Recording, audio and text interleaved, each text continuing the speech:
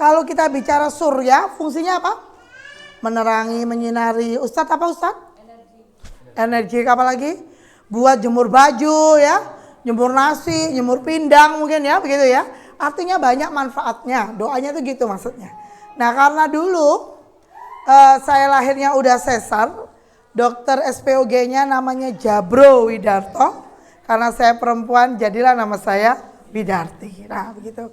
Asal usul sebuah nama, nggak usah dihafalin, nggak apa-apa. Saya biasa dipanggil dengan Vivi ya.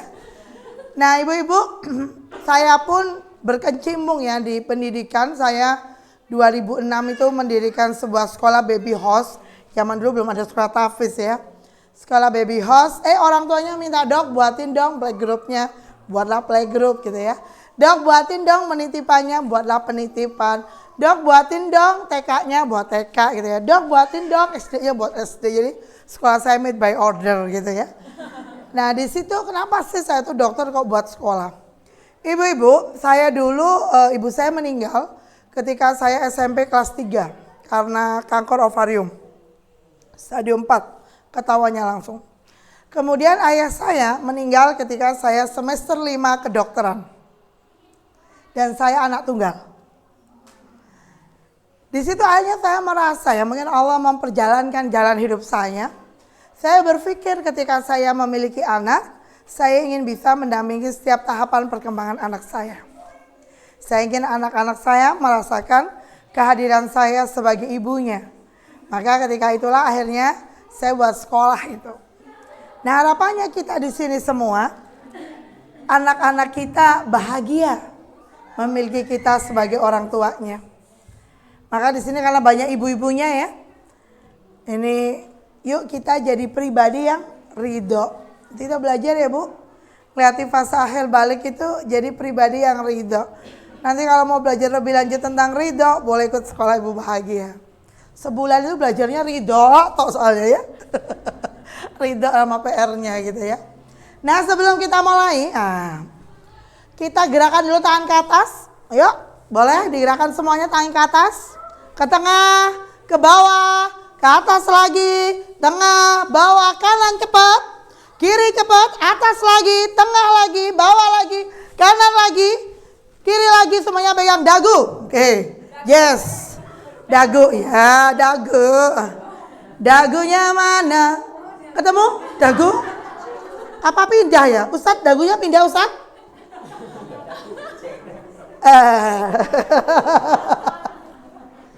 Ada nggak sih yang bisa kasih insight dari permainan kita barusan? Adakah yang bisa kasih insight? Ada? Silahkan angkat tangan. Biasanya tuh ibu orang tua di rumah tuh kalau sama anaknya, nanti kalau ustadz ustazah tanya, angkat tangan. Umi dulu zaman dulu tuh gitu berani. Tapi dalam prakteknya kalau ada seminar parenting itu, biasanya orang tua tuh pada rendah hati, tidak sombong dan tawadu. Jurus pertama adalah gadul basor ketika ditanya. Oke, apa insight-nya? Ayo, monggo. Ada konsentrasi, apa lagi? Gesit, apa lagi? Fokus, apa lagi? Ya yang udah jawab boleh pulang duluan. Kayak gitu ya. Ada lagi? Ini sebenarnya hikmahnya kalau kita sebagai orang tua, ternyata anak itu akan mengikuti apa yang dia lihat daripada yang dia katakan. Misalnya kita bilang sholat, udah adzan. Kita pegang gadget. Bude tadi WA apa ya? Nah gitu. Kira-kira anaknya berangkat enggak? Ini namanya teorinya itu walk the talk. Ada yang tahu arti walk the talk? Ngomong sambil jalan-jalan gitu Ustaz. Walk the talk. Apa itu artinya? Jadi Alkisah, ada seorang anak yang divonis nggak boleh makan gula gitu. Kalau makan gula dia sakit. Maka ibunya berusaha Bu. Bilangin anaknya, nggak boleh makan gula ya, nggak boleh makan gula. Nggak berhasil, tetap makan gula. Dia pergi, nih ceritanya zaman dulu ya, ke bidan desa. Bu bidan tolong dong Bu. nasihati anak saya supaya nggak makan gula. Tapi nggak berhasil. Pak RT, Pak RW, kepala desa, lurah, camat dimintain tolong semua untuk bilang ke anak ini biar nggak makan gula. Terus tetangga si ibu ini bilang, coba dong pergi ke Kutab Ibnu Mas'ud. Di sana tuh banyak orang-orang soleh, bijak dan baik hati serta tidak sombong. Oh gitu ya. Ya. Besar rumahnya dipendem nih ibu itu. Dari pendem ke sini karena zaman dulu Bu jalan. Ketika ketemu ustadz yang soleh di Ibnu Mas'ud, Ustadz tolong nasihatin anak saya Ustadz supaya nggak makan gula. Tapi ustadznya bilang gini, Bu, kalau mau nasihat dari saya datang lagi sebulan lagi. Kira-kira kalau kita emak-emak nih udah jalan dari pendem ke sini, cuma suruh nasihatin tuh orangnya, kita disuruh balik lagi sebulan lagi. Apa jawaban kita Bu? Gak popo gak bahaya, gitu mungkin ya. Tapi karena si ustadz bilang kembali sebulan lagi, ibunya bilang baiklah pulang. Sambil ngedumel dia ya, karena belum tahu ilmunya. Nah sebulan yang ditunggu tiba, datang lagi si ibu bawa anaknya datang ke ustadz di Ibnu Mas'ud. Ketika anaknya datang sama ustadz diajak ngomong, ngobrol, bercanda-canda. Ibunya nguping dari sebelah gini. Kok gak ada ngomong tentang gula ya? Kok gak ada ngomong, jangan-jangan ustadznya lupa, khilaf nih kayaknya. Mulailah si ibu ambil langkah. Mulai masuk sambil berdiam. Kok gak ada ceritanya gula lagi? Loh kok tetap gak ada? Akhirnya di sebelah ustadznya gitu ya. Dan ustadznya hasil nyoleh. Oh iya. Dek, mulai besok gak usah makan gula ya. Si anak bilang gini, ya Ustadz, udah Bu boleh pulang. Si ibunya gantian protes, gitu aja. Masa Ustadz, sungguh? Iya ibu boleh pulang. Tapi cuma gitu aja? Iya, selama ini saya udah panggil orang-orang keren di desa saya loh Ustadz. Bidan, RT, RW, lurah, camat, semua udah ngomongin anak ini gak berhasil loh Ustadz. Udah deh Bu, bawa pulang. Bismillah kita ikhtiar. Hah? Baiklah, pergilah si ibu pulang.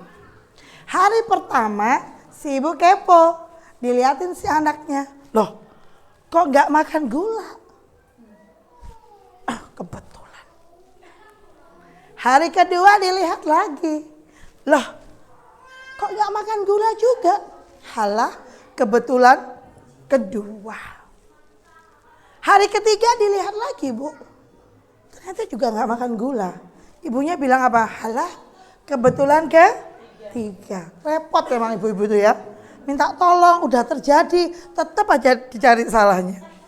Seminggu, 2 minggu, 3 minggu, sebulan anak ini gak makan gula loh Bu. Akhirnya ibunya gantian kepo. Dia dari pendam datang lagi ke Ibnu Mas'ud. Keren banget, sakti banget itu ustadz itu ya. Pakai jurus apa gitu. Beliau berjalan ke sini dan tanya, Assalamualaikum. Waalaikumsalam. Oh ibu datang lagi, ada apa malah putranya? Putranya masih makan gula Bu? Enggak ustadz, gak makan gula. Makanya saya penasaran kenapa kok bisa gak makan gula. Padahal sebelumnya yang ngomong lebih keren loh dari Ustadz Swer. Tapi kenapa Ustadz begitu sakti? Hanya Ustadznya bocorin rahasia. Gini Bu, waktu ibu datang pertama, minta agar saya nasihati putranya ibu, saya bilang apa? Suruh kembali sebulan lagi Ustadz. Ya, gimana perasaan ibu waktu itu? Ya, saya capek lah Ustadz, bolak-balik. Ya Bu, tapi saya butuh waktu sebulan. Untuk apa? Ustadz pun tidak makan gula selama sebulan. Itu yang disebut dengan walk the talk. Dia berkata kepada seseorang, kepada anak itu, dan ada ruhnya. Karena dia telah melakukannya semuanya. Siapa yang hebat? Allah. Menggerakkan lewat lisan Ustadz ini. Tapi kenapa bisa ada kekuatan merubah seseorang? Karena di situ ustadznya sudah melakukannya. Nah, ternyata ayah bunda, ketika kita itu nasihatin anak ya, pertanyaannya adalah kita sudah melakukannya belum? Kalau kita sudah melakukannya, kemudian kita selalu melibatkan Allah dalam proses parenting, maka semua akan mudah.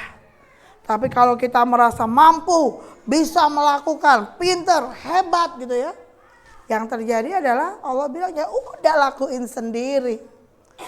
Karena manusia itu pada hakikatnya didesain untuk tidak bisa menyelesaikan masalahnya sendiri. Manusia itu didesain untuk selalu melibatkan Allah dalam penyelesaian masalahnya. Maka kita hari ini punya anak, ada yang anaknya 6? Belum ada ya? 5? Alhamdulillah. 4? 3? 2? 1? Oh. Yang udah mahasiswa ada? Udah menikah? Udah eyang dong? Oh, baru nikah. Oke. Kalau kita menghadapi anak-anak remaja yang udah balik ya, di atas balik, kadang-kadang kan banyak sekali kehebohan yang mereka buat ya. Nah, di situ kita sebagai orang tua itu kita harus belajar sikap lapang dada ya, ridho. Kita harus ingat bahwa dalam hidup ini apapun yang terjadi, Allah telah izinkan semua terjadi. Bahkan daun yang jatuh dari pohon pun Allah tahu. Yang kedua, semua itu adalah baik dari Allah untuk kita. Walaupun apapun bentuk anak kita. Yang ketiga, Allah itu tidak melihat kemampuan kita. Karena Allah tuh tahu kemampuan kita ya cuma segitu aja. Allah itu cuma mau melihat ketaatan kita atas perintah Allah. Dan setiap yang dihadirkan dalam hidup kita, semuanya itu ada pesan cintanya Allah yang hadir dalam hidup kita agar kita jadi lebih baik dan kembali ke aturannya Allah. Dan semua itu ternyata ketika bersabar, Allah hapuskan dosa kita dan Allah angkat derajat kita. Dan yang terakhir kita harus ingat bahwa pertolongan Allah itu amat dekat. Jadi kalau anak kita lucu ya, suruh ke kanan dia ke kiri, suruh ke depan dia ke belakang gitu ya, suruh serong kanan dia malah serong kiri, bisa jadi itu jadi pesan cintanya Allah ke kita. Kira-kira apa yang belum tepat dalam kehidupan kita? Ibu-ibu di sini, Bapak Ibu guru, Ustadz Ustazah, saya di sini bukan ustazah, saya di sini bukan guru, kita sebagai teman seperjalanan dalam belajar ilmunya Allah. Saya sama-sama orang tua, sama kayak panjenengan semua, kita sama-sama belajar ilmunya Allah. Karena ini juga orang tua yang masih terus belajar gitu ya. Anaknya saya tertinggi mahasiswa, udah SMA, yang terkecil kelas 1. Masya Allah, dalam perjalanannya ternyata kita disitulah ya. Kalau saya di sini baca slide-slide ini nanti, saya adalah guru teori. Ya, siapa guru prakteknya?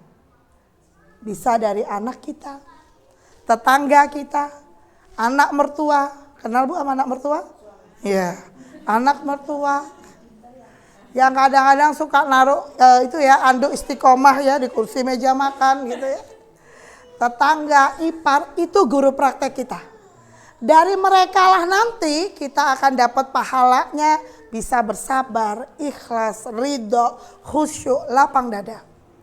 Dan hari ini sebelum kita masuk sesi selama belajar akhir balik ini, yuk kita ridho sama anak-anak kita. Ya, karena ketika kita ridho, Allah pun ridho padanya. Jadi no complain deh ya. Gak ada keluhan, hidup ini sudah sempurna dari Allah. Terutama anak-anak yang dihadirkan dalam keluarga kita masing-masing. Nah, sebelum mulai saya akan diangkat tangan kanannya seperti ini. Digerakkan, monggo, kanannya digerakkan dengan cepat.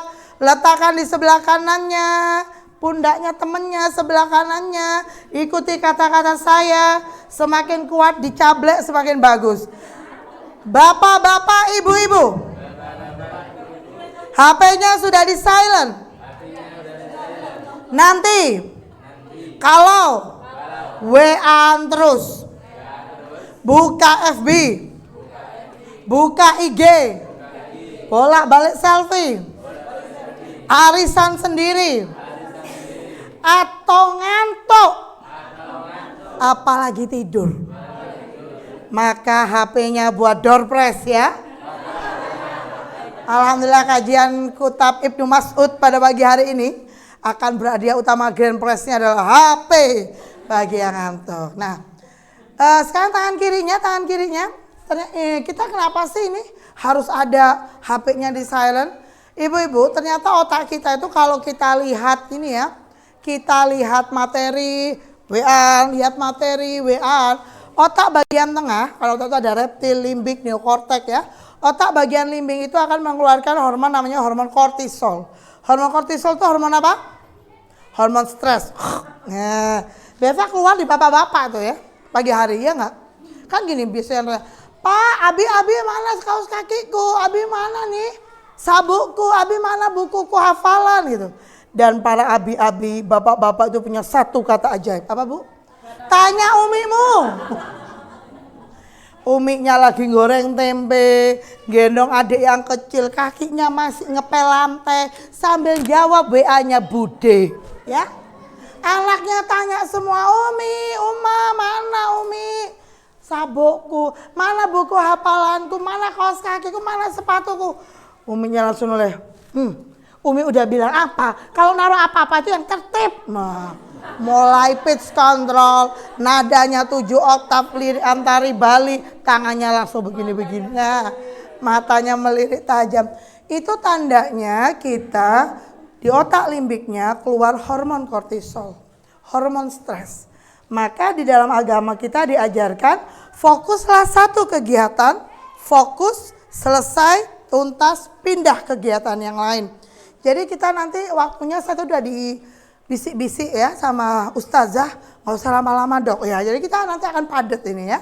Jadi pastikan kita belajar fokus. Fokus itu sebenarnya sudah digembleng ke kita selama kita hidup dengan kita khusyuk di sholat. Kadang-kadang takbiratul ihram Allahu Akbar, saking kusuknya, oh iya kuncinya dhuwure kulkas, oh iya mau lawangnya itu khusyuk ya, ingat semua gitu loh. Tetapi kalau kita serba terburu-buru semuanya nggak ingat ya. Nah sekarang tangan kirinya dimanapun pembalasan itu adalah lebih. Oh ya nggak parang udah kuliah di Kutab. Silakan letakkan di sebelah kirinya Bu, gantian. Oke. Semakin keras menepuknya semakin baik. Berikan semangat luar biasa ke sebelahnya. Terima kasih sudah diingatkan. Ikuti kata-kata saya. Jangan dalam hati Ustadz, diikuti ya dengan semangat. Terima kasih sudah diingatkan. Nanti kalau saya WA terus, bolak-balik lihat IG, bolak-balik lihat FB, arisan sendiri, ngantuk, tidur, menghilang, ambil aja HP-nya, ikhlas, kayak udah ada komitmennya ya. Jadi nanti kalau ada yang ngobrol pakai HP, HP-nya langsung boleh buat door prize. Selanjutnya kalau belajar ternyata gerbang otak itu harus terbuka. Terbuka itu ditandai dengan bahagia. Apa ciri bahagia? Udah senyum kanan kirinya? Masa? Di Jepang itu ada pelatihan tersenyum ya. Bayarnya aja 15 juta. 2 cm kanan, 2 cm kiri, tahan 7 detik. Coba dipraktekkan. Oke, udah? Nah, kemudian saya sebesar ini bisa menghilang ibu-ibu ya, bapak-bapak. Percaya saya bisa menghilang? Coba diangkat tangannya gini Bu. Kanan, gerakan dengan cepat, taruh depan mata. Kelihatan? Enggak kan, bisa menghilang. Jadi kalau saya mulai melihat ada tanda-tanda Bapak Ibu, Ayah Bunda semua mendapatkan ketenangan dari Allah, maka saya akan mulai menghitung. Ya. Saya mulai menghitung, kalau saya hitung 1, senggol sebelah kanannya sampai guling ya. Woi, itu kagetkan lebih baik ya. 1, woi. 1, woi. Yang keras Bu, jangan takut ke sebelahnya, enggak dicegah di perapatan. Satu, woi. Satu, woi. Satu. Kalau saya bilang 2, angkat jempolnya seperti ini. Bilang Kutab Ibnu Mas'ud. Oke, gitu ya. 2, Kutab Ibnu Mas'ud. Oke. Kalau saya bilang 3, tangannya sebelah kiri seperti ini. Sebelah kiri, mana kiri? Nah, kiri ya, nanti senggol dagu sebelah kirinya, saya bilang gitu ya. 3, sebentar. Bu, lihat dulu sebelah kirinya. Lebih senior atau tidak? Lu harus ada adabnya. Kalau lebih senior panjenengan harus bilang nuwun sewu nggih. Gitu ya. 3. Oke, ulang lagi ya. 1. Woi. 1. Woi. 2. Ulang lagi. 1. 1. 3.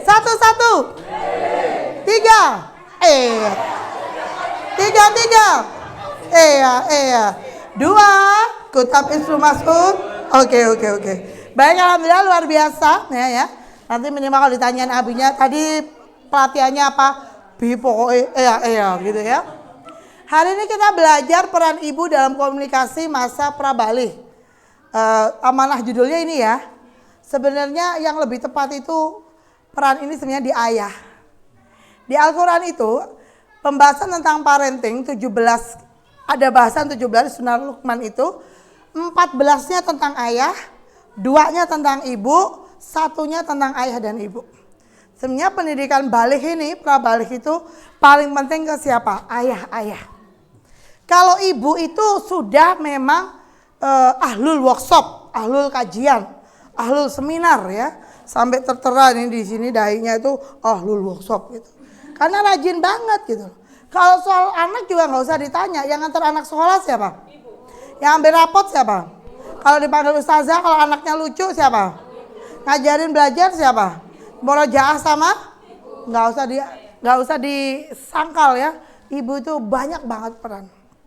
Maka memang kalau balik itu sebenarnya ayah. Tapi memang sih pembicaranya ayah aja ya, lebih cocok gitu. Karena kalau nanti ibunya ditranslate ke rumah, ayah bilang, ibu ayah lah gitu ya. Karena ayah tuh baik hati, tidak sombong dan suka mengalah. Nah, objektif learning kita pada hari ini adalah orang tua, karena amanahnya ibu, terutama ibu mampu memahami tentang akhir balik dan komunikasi yang perlu dilakukan saat Ananda mengalami fase prabalih. Di sini usia anak paling tua usia berapa di sini tahapan? Anak yang sekolah. Oh, berarti udah kelas 6 ada ya? Oh, ada sudah. Yang kelas 6 berapa orang? Kelas 5? 5. Kelas 4? 9. Berarti yang mulai kelas 4, 5, 6 ini dikawal banget ya. Yang kelas 3 berapa? 8. Kelas 2? 9. Kelas 1? 9. Kalau bicara akhir balik, apa sih yang terbersit dalam pikiran kita? Monggo, boleh angkat tangan. Remaja. Apalagi?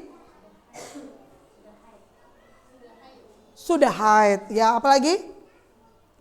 Kalau tentang bicara akhir balik itu apa sih yang terbersit dari pikiran kita? Mungkin saya urut aja ya, supaya saya tahu isi hatinya. Monggo Ustazah dulu.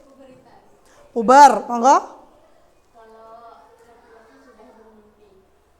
Bermimpi basah. Oke, tadi sudah haid ya Bu. Monggo sebelahnya. Opo yo, gitu ya.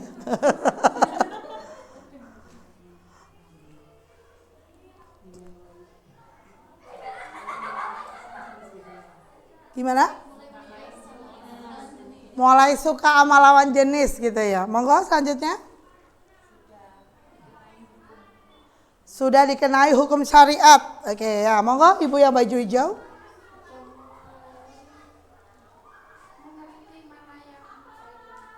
Sudah mulai mengerti mana yang baik dan buruk. Monggo, silakan lanjut. Sudah wajib menutup aurat. Ya, lanjut. Bu, monggo. Tidak ada yang salah ya, insya Allah ya. Kita diskusi bersama. Kayaknya udah semua tuh dok. Iya. Ada lagi yang mau membantu? Sholatnya jadi wajib hukumnya. Apalagi? Tanggung jawab. Apalagi? Mulai dari Ustadz lagi sekarang. Apa Ustadz? Akhir balik. Ustadznya di sini baik hati, tidak sombong, suka tersenyum ya. Ya kan ada pertanyaan? Ini ustadz yang baik hati dan monggo Ustadz, apa yang terbersit? Dewasa, apalagi? Perubahan pola pikir. Apalagi Ustadz? Keterampilan. Oh, jaga penampilan ya. Ada jerawat satu udah gini-giniin terus tuh. Sisiran terus ya, klimis. Ya kayaknya jawabannya udah bener semua ya. Boleh pulang dulu nih kayaknya ya. Karena udah lengkap nih kayaknya. Ibu-ibu, kalau dulu panjenengan menstruasi umur berapa? SMP. Ada lagi? SMA bahkan. Kalau dulu mimpi basah laki-laki usia berapa? 16, 15. Tapi sekarang terjadi ya, 10 tahun. Sekarang terjadi, ini di murid saya kemarin kelas 2 SD sudah menstruasi. Di 2 SD loh Bu. Nah, ketika kita membahas ini, maka yang menjadi gawat darurat di Indonesia itu adalah pendidikan sex education. Tapi kalau udah bicara mengenai seks, kita langsung mata kita terbelalak ya. Kalau anak kita, Mah, Umi, Bunda, seks itu apa? Pagi-pagi lagi mau sarapan, dia tanya, seks itu apa gitu. Apa yang akan dijawab oleh Umi, Uma, Bunda, dan Mama? Mulutmu, masa gitu? Your mouth gitu? Gak bahaya tak kamu ya gitu? Aku tuh dapat tugas dari Ustadz, tanya seksnya apa? Seks itu apa? Oh, titenono Ustadz kok yo tak pewarani gitu ya. Kayak tugas arek cilik kok gak karu-karuan itu. Mamanya tegang ketika ada pertanyaan itu. Mode ayahnya. Ternyata sang ayah, sang abi pun yo tegang. Jadi baca WA sambil gini. Nggak siap. Ya. Apa loh, Mit? Ini loh, Kak, tunggu jawabannya. Gak noleh-noleh, abinya tetap baca WA dengan kusuk. Tambah didekatkan kayak penting-penting. Akhirnya si Umi nyenggol kakinya abinya. Ayo jawab, tanggung jawab. Gitu. Nah, kemudian abinya pun berusaha menjawab dengan hati berdebar-debar. Gini loh nak, dulu Umi sama Abi itu kan kuliahnya satu kampus. Ya toh? Ya toh? Ya, nah cerita kan. Terus, kan kalau di Islam tidak ada pacaran. Ya kan? Ya kan? Iya udah tahu. Lah iya. Terus ya Abi menghitbah Umi ya. Terus menikah toh. Terus ya itu tadi. Terus ada kamu gitu ceritanya. Anaknya mau mikir gitu. Kok panjang bi jawabannya? Nah terus kudu gimana? Gak cukup kolomnya. Apa toh kolomnya itu? Ini loh Bi, sama Ustadz di Ibnu Mas'ud disuruh. Ini dilengkapin, ada nama, sekul, kelas, seks. Walah lele, mil. Kita kalau ada ke arah sana, bawaannya sudah apa? Marah duluan. Kita kalau udah bawaannya ke sana, udah kita pikirannya kemana-mana. Belum lagi orang tua yang semuanya 45. Ngapain kamu tanya-tanya kayak gitu? Hayo, ngaku. Kamu nonton film BF yo? Hayo, ngaku nggak kamu? Ngaku. Yang pertama nggak tahu film BF karena mama Uminya marah-marah langsung ngetik di Google BF. Oh, iki toh film BF. Maka ya Bunda, kita harus punya keterampilan komunikasi kalau ngomong soal gini sama anak. Tanya dulu caranya. Itu sebenarnya akal orang tua mengulur waktu ya. Kamu tahu kata itu dari mana? Dari Ustadz. Sudah tenang dulu, jangan bingung ceng-ceng ke sekolah. Ustadznya bilang gimana Mas? Ini suruh ngelengkapin data di sampul buku.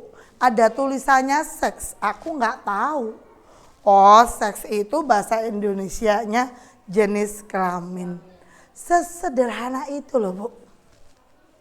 Maka jadilah ibu yang tenang dalam merespon sesuatu. Tapi kita punya program. Tahun ini aku ngomong apa tentang anakku. Sex education itu umur berapa ngenalin ke anak?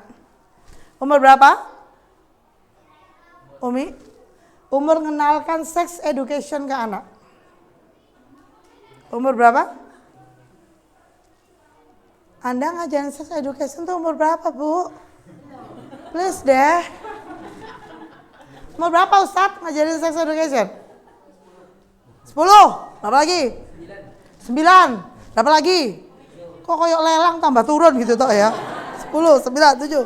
Berapa? Kecil itu berapa?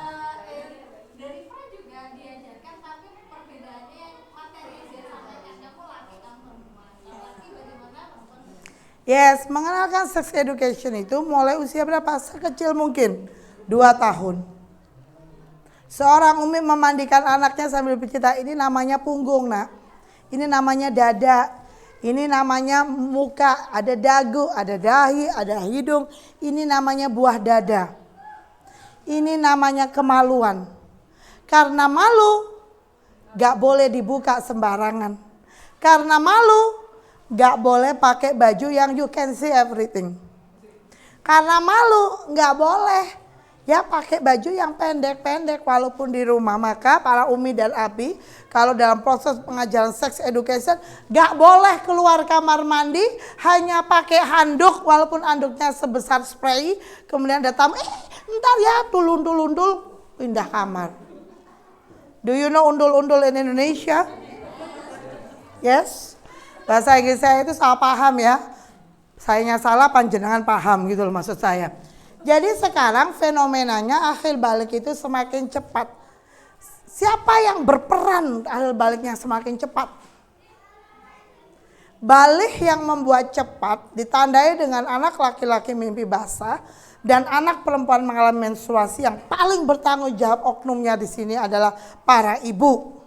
Duh, kok bisa dong? Ya, ibu tuh yang menyiapkan makanan buat anak-anak. Sekarang kenapa cepat mateng? Fried chicken di mana-mana, makanan kolesterol di mana-mana. Mereka gizi proteinnya sangat tinggi.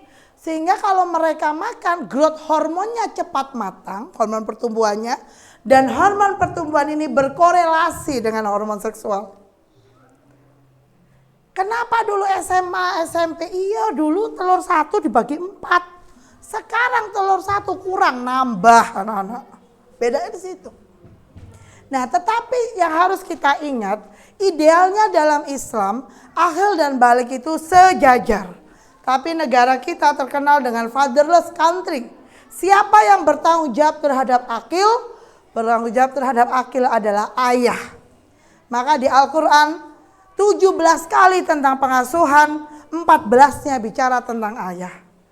Di Quran surat At-Tahrim ayat 5, jagalah diri dan keluargamu dari siksa api neraka. Perintahnya ke ayah. Nanti ditanya metode pengasuhan dan apa, semua yang ditanya ayah, bukan ustadz dan ustazahnya. Jadi memang sekolah ayah itu penting. Dulu saya pernah buat tuh sekolah ayah, ya. Suami saya buat sekolah ayah. Angkatan pertama 40, angkatan kedua 30, angkatan kedua 20, angkatan terakhir 10. Kok tambah turun gitu ya. Hanya diberi angket, kenapa Anda mendaftar sekolah ayah? Jawaban ayahnya karena sudah kadung didaftarkan istri saya. Jawaban yang lain karena saya disuruh istri saya. Karena jawaban yang lain kalau saya nggak ikut saya dimarahi. Nah gitu. Jadi hanya merotol-merotol dan hanya belum ada lagi sampai sekarang. Nggak mudah ngajak ayah-ayah itu sekolah. Tetapi ternyata akil itu yang membangun ayah. Ibu-ibu, nanti kita belajar mulai fase tahapan perkembangan 0 sampai 7. Didiknya gimana, 7-14, didiknya gimana. Kalau sudah putranya SD, jangan gampang baper ya kalau gurunya, ustadznya ngasih tugas, bahkan mungkin ngasih konsekuensi. Jangan baper. Karena memang untuk digembleng. Anak yang diberikan masalah, tantangan, problem di atas 7 tahun, itu ternyata memperlambat fase balik. Anak yang rebahan, main gadget, main game online, tidur aja di rumah, makan masih disuapin, diambilin nasi, bahkan sampai disuapin, itulah yang mempercepat fase balik. Tapi akilnya tidak tumbuh secara sejajar dengan baliknya. Maka wahai para ibu, jika di rumah masih mengambilkan nasi anaknya yang sudah usia SD, maka segera bertobatlah ya. Karena harusnya digembleng, bukan dilayani seperti itu. Dilayani di bawah 7 tahun, anak adalah raja. Kadang-kadang kita salah ya. Di bawah 7 tahun masukin ke PAUD TK, kita bilang, Ustadz, Ustazah, Bu Guru, Miss, tolong buat anak saya mandiri. Tapi di atas 7 tahun, udah kasihan, udah apalan, pulangnya sore, udah sini nak mama suapin ya sayang. Beda. 7 tahun digembleng Bu, bukan selalu dimaafkan. Nah kenapa sih sekarang kita kok urgent ya untuk bahas akil balik? Yuk kita lihat video ini sebentar.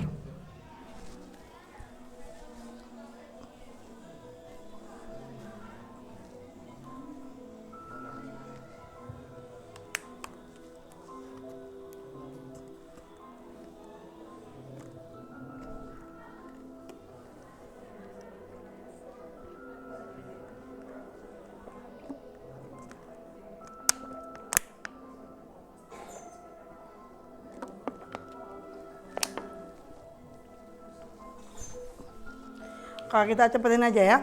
Nah, ibu-ibu, dulu yang demo-demo di jalan ini pakai flagnya LGBT, pelangi, itu orang dewasa. Sekarang udah geser Bu, anak-anak yang dipakein bendera itu.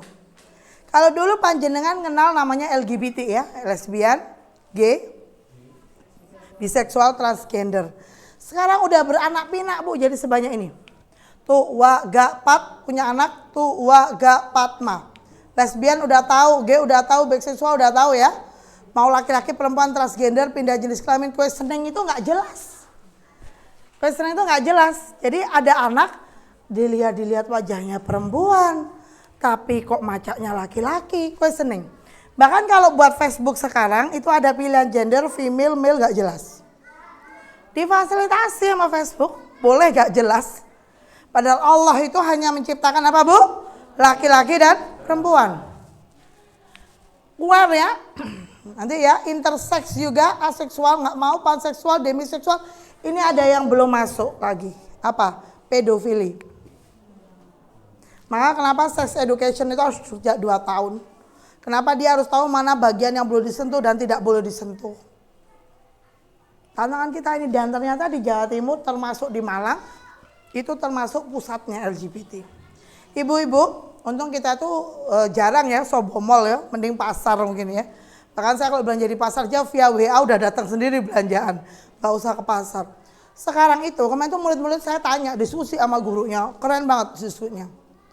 Bu, aku kemarin tuh lihat ya di mall, waktu diajak ayahku ke mall, ke MOG, itu ada laki-laki Bu, tapi jalannya gini-gini.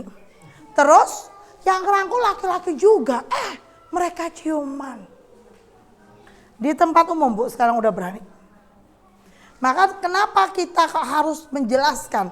Dan yang terpenting ya, kisah-kisah Nabi itu sering disetelin, ada sesi ya kita. Kan sekarang ada KB juga tentang kisah Nabi, kayak Nabi Lut. Gimana laki-laki suka sama laki-laki dan ternyata Allah memberikan azab di kaumnya Nabi Lut itu, dijatuhin batu seperti itu. Mereka harus tahu.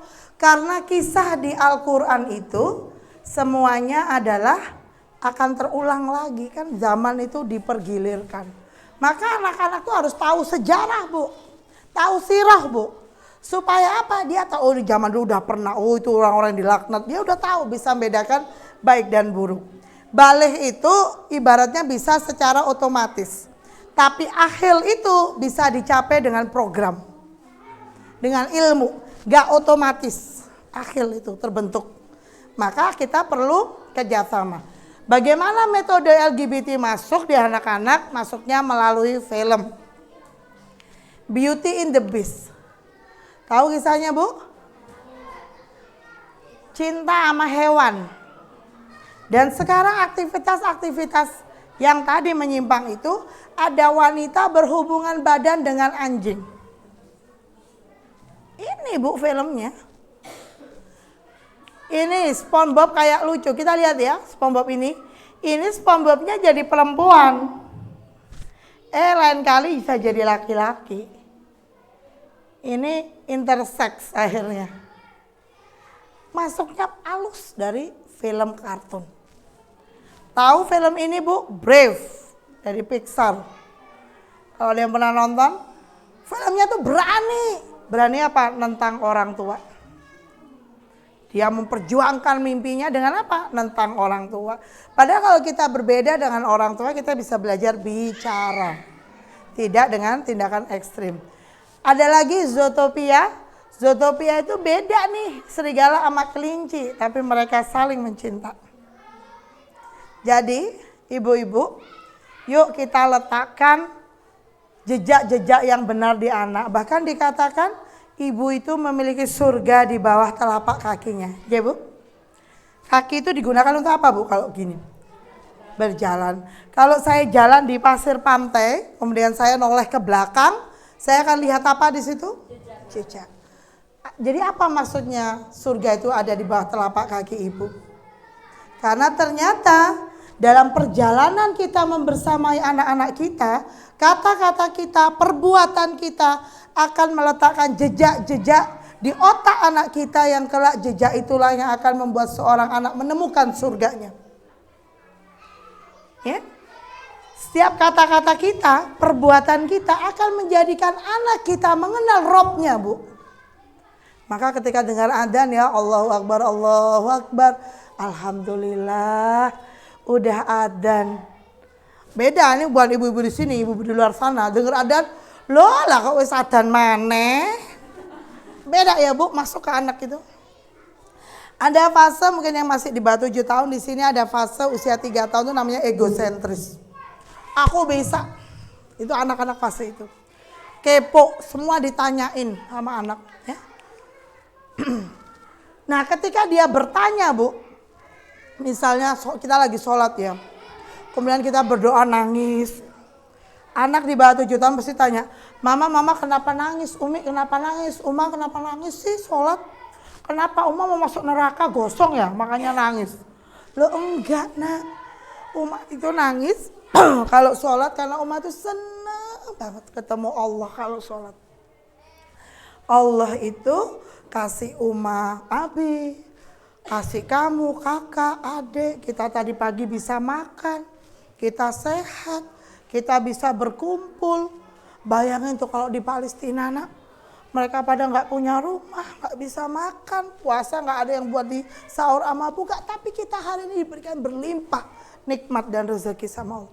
Makanya Uma tuh nangis gitu kalau ketemu Allah karena Uma bahagia.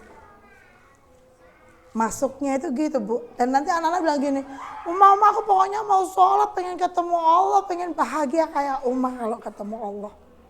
Beda ya kalau di bawah 7 tahun kita ngancam macam sholat gak? Sholat gak? Ayo gak sholat, gosong loh kamu di neraka. Maka di bawah 7 tahun itu pendidikan dalam Islam anak adalah raja Bu. Gak pakai ancaman. Anak sebelum akhir balik itu kalau salah bukan dihukum, tapi diberitahu. 7 tahun mengangkat tangan, kalau nggak mau sholat masih ngangkat tangan nakutin aja. 10 tahun baru boleh mukul. Tapi di bawah 7 tahun tidak. Saya nggak anti kata tidak. Tapi memang fase otaknya namanya pre-operational stage di bawah 7 tahun. Daripada kita ngomong jangan naik kursi, kita langsung duduk. Nih lihat, Uma duduk di kursi. Langsung contohnya. Karena dia nggak paham nggak boleh naik kursi itu maksudnya apa? Di bawah 7 tahun. Di atas 7 tahun sebab akibat sudah bisa. Sudah paham. Itu fungsi kerja otak kalau sesuai tahapan perkembangan. Nah kita lihat lagi nih ya. Film-film yang kadang-kadang masuk di anak. Oke. Yang film lesbian itu gak ada? Hah? Yang dokter itu. Oh habis yang iki kalau ono ya.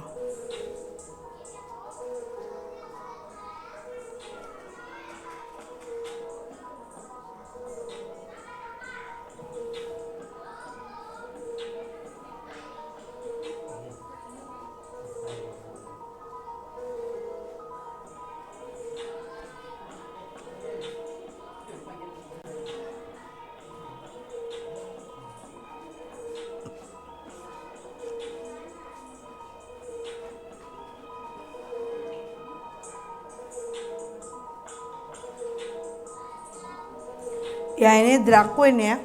Anak laki-laki disuruh dandan di catwalk bergaya seperti perempuan. Ketika dia lihat tayangan seperti ini, ajak diskusi. Menurut kamu benar nggak? Enggak, misalnya gitu. Allah tuh ciptakan apa sih nak? Laki-laki sama perempuan. Jadi ada nggak setengah laki-laki sama setengah perempuan? Enggak. Ajak nonton bu, kisahnya Nabi Lut gitu. Jadi semua di bawah akhir balik itu, pra akhir balik kita mempersiapkannya dengan ilmu pengetahuan. Dengan sejarah-sejarah zaman dulu. Bukan sekedar, gak boleh, jangan. Ayo, awas kamu kalau nonton lo ya. Semakin dilarang, anak sekarang itu semakin tertantang. Tapi kenapa sih kita kok melarang? Dengan kita memberikan fakta-fakta di masa lalu bahwa itu sudah terjadi. Nah kalau kita lihat sekarang perilaku anak-anak SMP dan SMA. Ternyata ketika disurvei oleh Komnas Perlindungan Anak itu di Jakarta waktu itu. Pernah ciuman segini, tidak perawan segini. SMU pernah aborsi segini, pernah nonton film porno hampir semua. Ya. Ketika kita tahu fakta ini, Bapak Ibu, maka sekarang itu yang terpenting ketika anak itu dilarang, berikanlah alasan. Bukan sekedar, gak boleh, jangan, awas lo ya. Ajaklah diskusi. Memasukkan ilmu pengetahuan itu, kalau melalui proses anak, itu dengan cara ditanya bu, bukan hanya sekedar, awas, gak boleh. Kalau zaman kita dulu, zaman saya ya, mungkin saya paling tua di sini ya. Kalau dilarang tuh ya udah diem ya udah nunduk, nggak berani coba-coba. Tapi kalau anak-anak sekarang dilarang, nggak ada internet di rumah, nggak ada HP di rumah, banyak bu. HP tetangga di luar sana, temennya, bahkan ada internet di luar sana. Maka di sini kita belajar ya bu, bahwa saya pernah baca bukunya Ustadz siapa? Lupa namanya ya. Beliau bercerita ada saudaranya di Bukit Tinggi. Waktu itu soleh religius, bahkan sebelum 7 tahun pun dia dikenalkan dengan beban-beban syariat sebaik mungkin dia mendidiknya. Tapi tiba-tiba dia kemudian kuliah kan di kota besar Jakarta. Apa yang terjadi? Yang dulunya dia itu pakai peci, bawa Quran kemana-mana, dia jadi minder dengan kondisi kota besar. Akhirnya dia ikut-ikutan temennya. Digantilah pecinya dengan topi, digantilah itu ya Al-Qur'annya dengan minuman keras, mulai ke diskotik hura-hura. Pikirnya si saudaranya dia mungkin sedang adaptasi. Tapi yang terjadi akhirnya di akhir sesinya dia ditangkap polisi karena bawa sabu-sabu. Kenapa ini terjadi? Karena kita tidak membekali dengan baik dan buruk, hanya sekedar mendoktrin. Kita harus tahu di akhir balik itu ada fase namanya nanti mukalaf ya, siap menerima beban ya. Ya, ketika di situ maka kita harus udah banget belum bisa.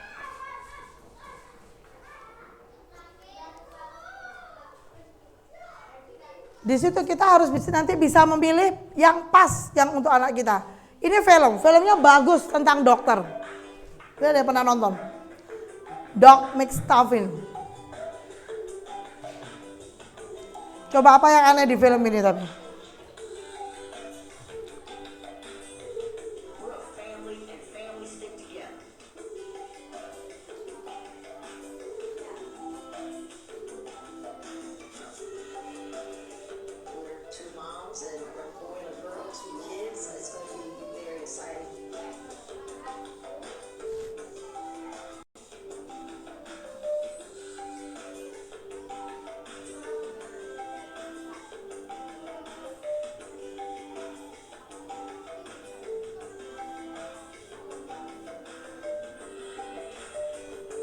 Jadi dari Disney Junior buat Doc Staffin ya. Ini 2 perempuan lesbi buat keluarga itu indah aja kok. 2 perempuan gak butuh laki-laki.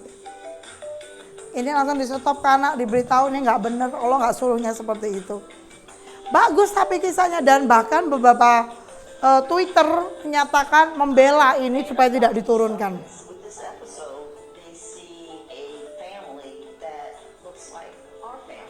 Jadi kalau masuk ke anak melalui film Bu sekarang LGBT itu. Sehingga kesannya seolah-olah wajar. Kalau udah lihat dari kecil. Ya kayak SpongeBob tadi. Lihat sehari sekali, seminggu berapa kali kalau dikalikan 7? 7 kali. Sebulan 30 kali lah anggap aja ya. Setahun 356 kali. 10 tahun 3.560 kali. Jadi dia merasa ya biasa, gak apa-apa. Masuk tanpa sadar ke otak anak-anak kita. Ya. Ini jenjang kekerasan seksual. Saya kemarin kapan tuh dapat WA ya dari seorang teman. Dok, iki piye yo? Jadi anak ini sekolah di sekolah Islam di Malang. Nggak usah disebutin apa. Anak kelas 3 nih ngirim surat ke anak kelas 1. Yang kelas 3 ngirim surat itu tulisannya masih kayak cakar bebek ya. Dia bilang gini, anggap aja Bunga, sebut bukan nama sebenarnya ya, Bunga. Bunga, itu ku tak masukin ke kamu ya. Ngomong gitu. Terus dibalas lagi sama si Bunga. Ya gak mau, sakit dong. Dia bilang gitu. Si laki bilang apa yang kelas 3 itu? Enggak sakit, udah tak coba sama Tika sama Ira, gak apa-apa tuh. Si ibunya gemeter baca surat ini nih. Bilanglah ke temannya, bilang temannya teman saya. Akhirnya surat ini sama si ibunya dibawa ke gurunya. Bu guru, ini gimana Bu guru, anak-anak kok seperti ini? Kata bu gurunya, udah ada Bu, itu namanya guyonan anak-anak, gak usah diurus. Ntar ya Bu, saya repot ini ngurusin akreditasi ini, punyeng kepala saya, kata bu guru gitu. Jadi bersyukur ya kalau Khairul Ummah itu muridnya sepandangan mata guru ya, insya Allah ya. Karena kan muridnya jumlahnya terbatas. Selalu dipandang mata guru, maka lebih aman. Jadi ini penting Bu ya. Ini tingkat pelecehan seksual banyak banget ya, mungkin nggak usah dibaca, tapi intinya dari berbagai jenjang itu ada. Nah, menurut KUHP, orang di bawah 18 tahun itu adalah anak-anak. Kisah di Lampung, Yuyun berusia 14 tahun, kala itu dia diperkosa 12 orang. Ya ketika di visum udah rusak, nggak karu-karuan, dan dibunuh kan terakhirnya dia. Apa yang terjadi ibu-ibu? 7 orangnya di bawah 18 tahun. Maka dia tidak bisa dihukum karena masuk kategori anak-anak. Pertanyaan saya, apakah anak yang sudah bisa membuat anak itu masuk kategori anak-anak? Tidak. Makanya berarti ada kategori yang nggak tepat. Nah sekarang kita akan lihat di Islam apa sebenarnya akhil balik itu. Kalau akhil berarti berakal, memahami, bisa membedakan baik dan buruk dalam hidupnya. Tahu mana yang benar dan salah, bisa menjaga mata dan kemaluan. Dia bisa menjaga nama baik keluarga. Tapi untuk tahu itu semua Bu, perlu program belajar agar dia tahu. Dan peran siapa yang penting di sini? Ayah. Yang mematangkan akhilnya anak itu ayah. Sebagai penegak garis-garis besar haluan keluarga. Maka dikatakan ibu madrasatul ula, ayah kepala sekolah dari madrasah itu. Kepala sekolah itu meletakkan garis-garis besar, visi misi keluarga kita ini, value-nya ini yang membersamai anak hari-hariannya ibu. Kenapa? Karena ibu otaknya bisa multitasking. Hubungannya sama apa? Otak kanan kiri ibu itu korpus kalosumnya tebel. Sambungan antar otak itu loh Bu, tebel. Maka ibu itu bisa masak, ngepel, gendong anak, jawab WA sambil bangunin anaknya, bangun, gitu bisa. Tapi kalau ayah itu kalau udah fokus baca WA, udah itu aja yang dipegang. Walaupun geledek, jemuran di luar, anaknya nangis, tewelnya belum dimatikan, udah fokus sama WA-nya. Maka itulah kenapa ayah ketika berpikir dengan detail, garis-garis besar haluan keluarga udah ditetapin, ibu yang membersamai anak-anak itu. Ibu-ibu, kalau panjenengan ada yang RT, RW atau warga RT, mau nanti kita 17-an Agustus, sebelum lomba-lomba di warga, di masyarakat, kita rapat berapa kali itu? Saya Bu RT soalnya ya, rapatnya bolak-balik, oh siapa yang nyunggi tempe, siapa yang tumpeng, siapa yang ini. Itu untuk acara berapa hari Bapak Ibu? 1. Kita menikah sama suami kita itu untuk berapa hari? 1 hari, 2 hari, seminggu, selamanya. Pertanyaan saya, pernah nggak rapat keluarga, duduk bersama, meletakkan garis-garis besar haluan keluarga. Atau mengalir seperti air. Nih ya, kalau balik kita tadi udah sepakat bahas, sudah ada tanda-tanda kedewasaan. Idealnya di Islam, akhir balik sebagai suatu kesatuan. Faktanya hari ini, baliknya dulu, akilnya masih terlambat. Bahkan ada yang akilnya baru matang di usia 25 tahun. Dengan fasilitas yang serba lengkap soalnya. Dia nggak diberi tantangan dari ujian. Nah, di suatu penelitian, di tahapan perkembangan psikologi barat ada definisi remaja. Ada nggak di Islam remaja itu? Yang bilang ada angkat tangan. Yang bilang nggak ada angkat tangan.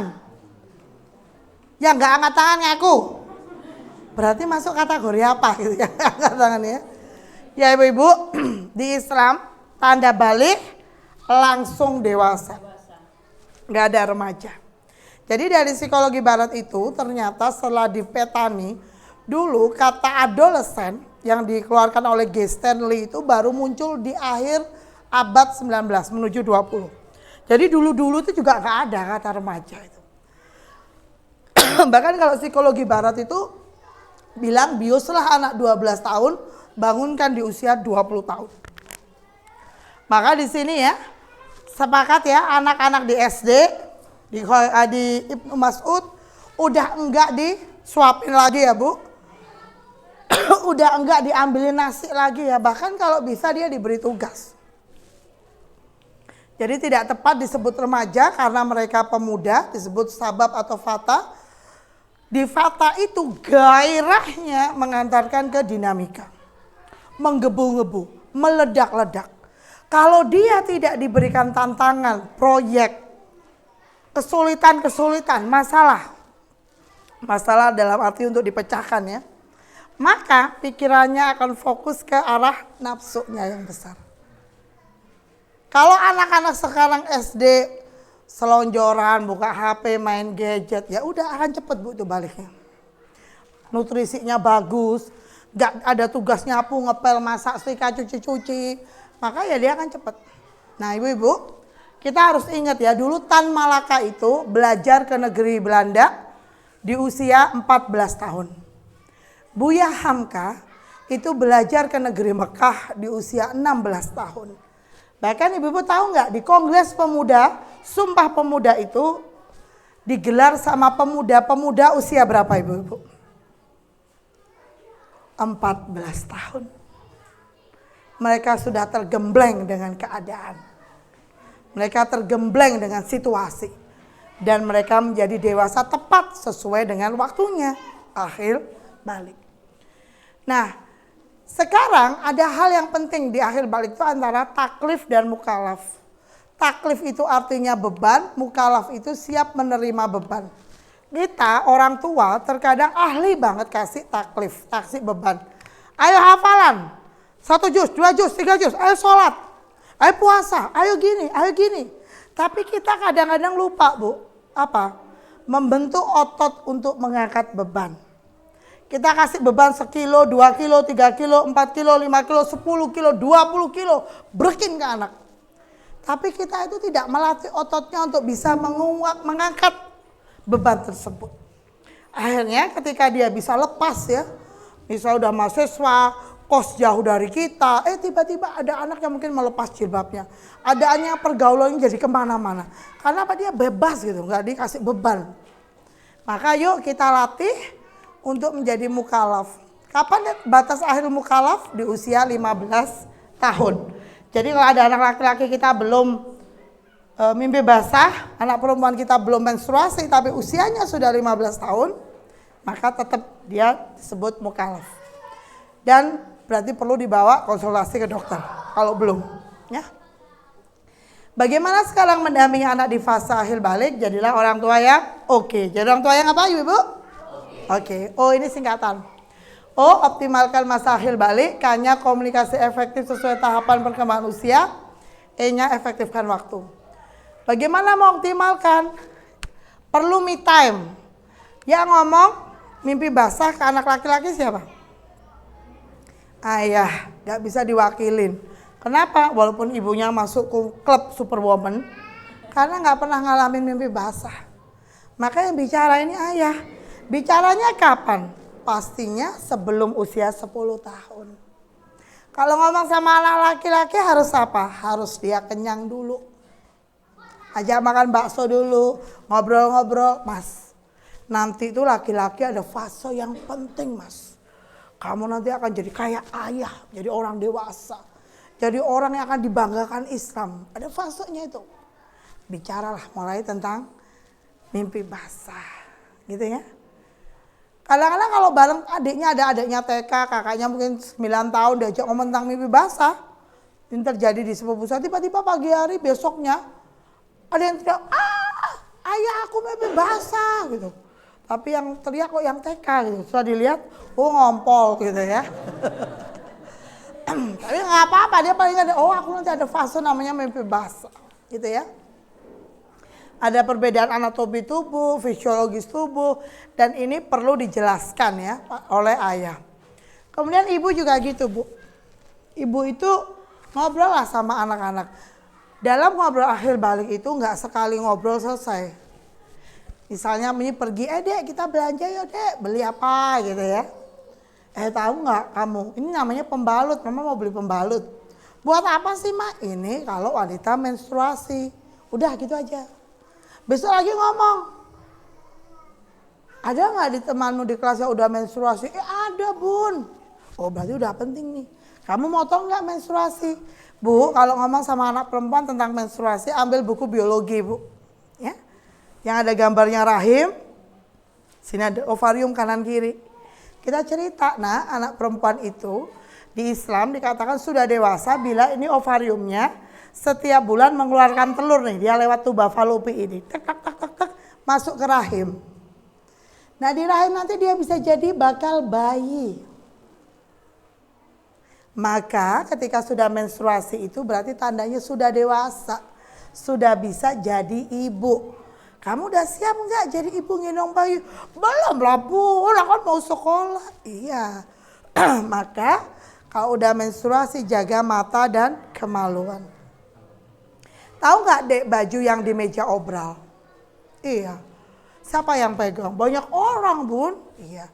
Kalau baju di butik siapa yang pegang? Ya orang tertentu aja. Itulah kalau kita menjaga diri ya. Kalau kita keluar sama laki-laki digandeng naik motor sembarangan itu ya kayak baju di meja obral. Tapi kalau orang yang terpilih tadi dapatnya juga orang pilihan. Karena di agama kita bilang laki-laki yang baik dapat wanita yang baik, laki-laki yang buruk dapat wanita yang buruk. Bayangin coba kalau kamu seandainya sekarang punya anak, bisa nggak sekolah? Oh enggak bun, maka selesaiin dulu sekolahnya gitu. Ya. Nah, jadi ini ajarkan ke anak mungkin di bawah 7 tahun ya. Bahu ke atas, lutut ke bawah, sentuhan kasih sayang, ada lagunya juga ya. Siapa yang boleh sentuh kalau bantu kamu ke kamar mandi bunda? Siapa lagi? Oh kakak perempuan. Siapa lagi? Oh kalau terpaksa ayah. Yang lain nggak usah gitu. Kita udah bicara bu sama anak itu. Kemudian sentuhan yang membingungkan dari bawah bahu sampai atas lutut. Kalau kamu ada orang yang mulai pegang-pegang, kamu lari, orang tuh nggak berniat baik tuh. Teriak, lari, cari bunda, cerita. Karena orang-orang itu biasanya mengancam ya. Nah ini yang tidak boleh disentuh sama sekali, lubang mulut, di dada, lubang kemaluan, lubang dubur. Nah itu kita ajarkan. Kemudian nanti adab-adab ya. Masuk kamar orang tua itu harus apa? Itu di Quran Anu udah diajarin deh. Ketuk pintunya, nggak asal nyelonong. Kita belajar seperti itu. Nah kita harus pahamkan bahwa ketika kamu sudah akhir balik, maka setiap kamu melakukan kebaikan akan dicatat. Setiap kamu melakukan keburukan, kamu nanti ada pertanggungjawabannya.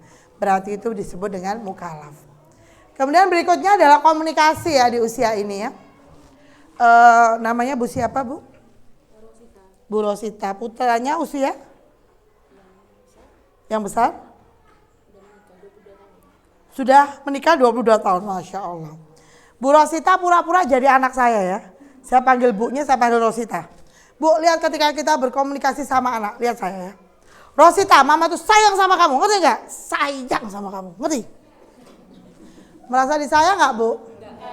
Maksud sih kan saya bilang sayang. Abang melotot. Salaman dulu, Bu, supaya nggak dicegat di perapatan ya.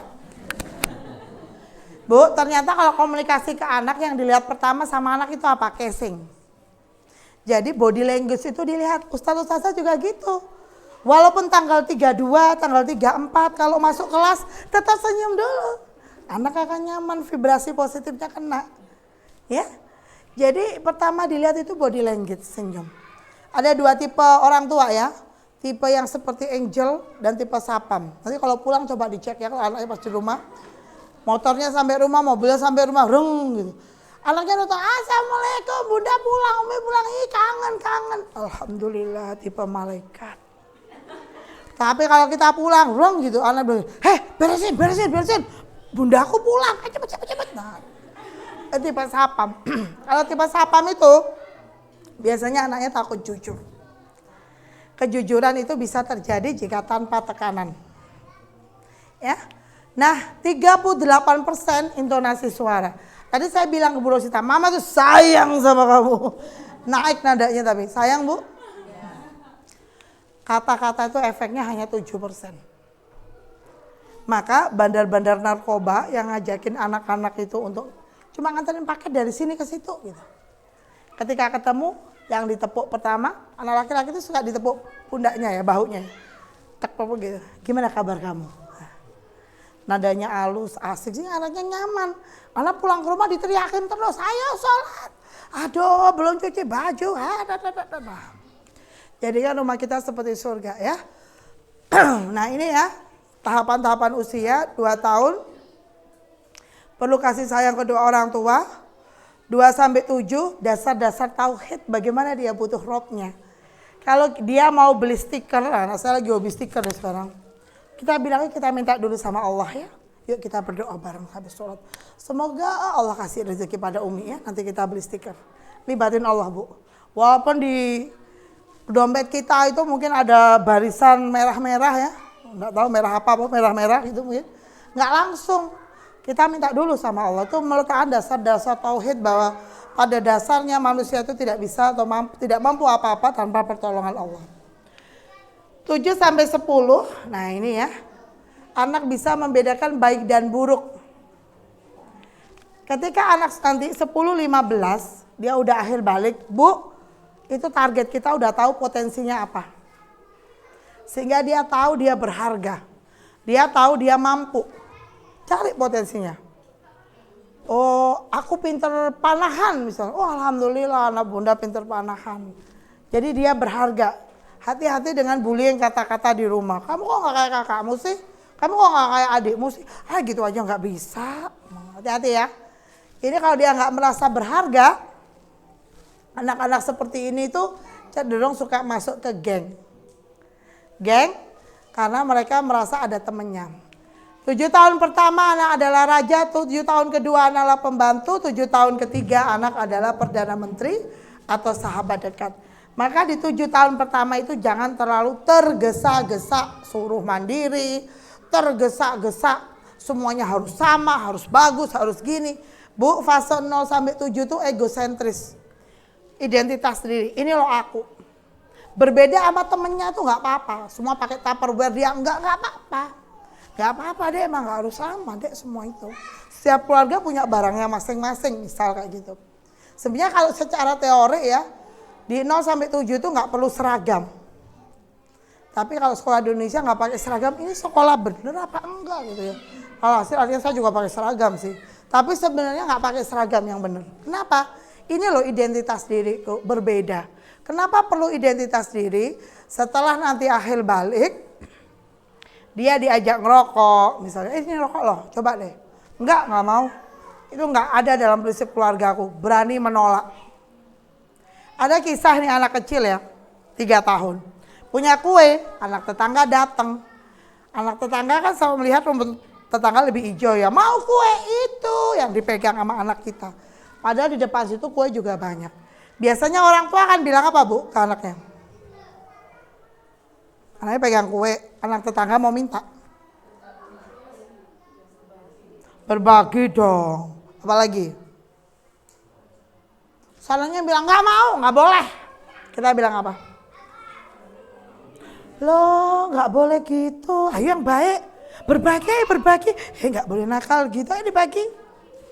Akhirnya dibagi lah. Biar wah.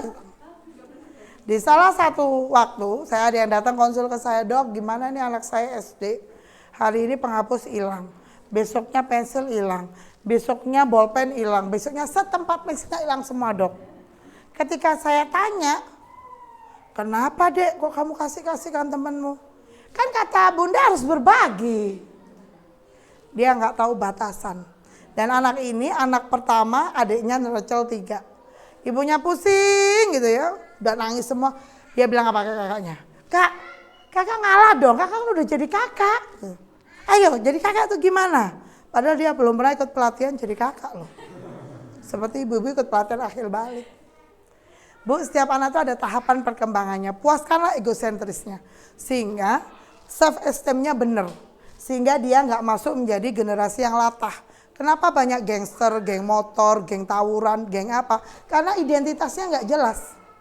Ketika ada suatu kelompok geng, dia masuk aja supaya dia punya identitas. Pernah nggak ibu naik bis? Ketika ada orang berdiri, noleh ke kiri, semua orang di belakangnya pada berdiri noleh ke kiri. Itu karena waktu 0 sampai 7, self-esteem-nya tidak terbentuk di tahapan perkembangannya.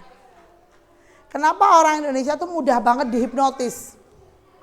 Karena dia nggak punya konsep diri yang jelas di usia 0 sampai 7. Karena apa-apa harus sama tadi ya, harus dibagi. Jadi Bu, kita sama Allah diberikan jejak surga itu dengan diberikan kemampuan anak bertanya dengan apa. Ya. Ini apa Bun? Pisau. Pagi-pagi ya, anaknya 5. Satu masuk jam 6, satu 6:15, satu setengah 7. Anak mertua 7 kurang 1/4. Anak 2 tahun kita tanya, Bunda itu apa? Pisau. Datang lagi, Bunda itu apa? Pisau. Udah jalan lari-lari, datang lagi. Bunda itu apa? Pisau. Lihat gak sih, Bunda udah jawab. Bu, kalau anak kecil tanyanya berkali-kali, Ustazah, berarti jawaban kita itu kurang bermutu dan kurang lengkap. Maka berhentilah sejenak, nak lihat. Ini namanya pisau, yang atas tumpul, yang bawah tajam.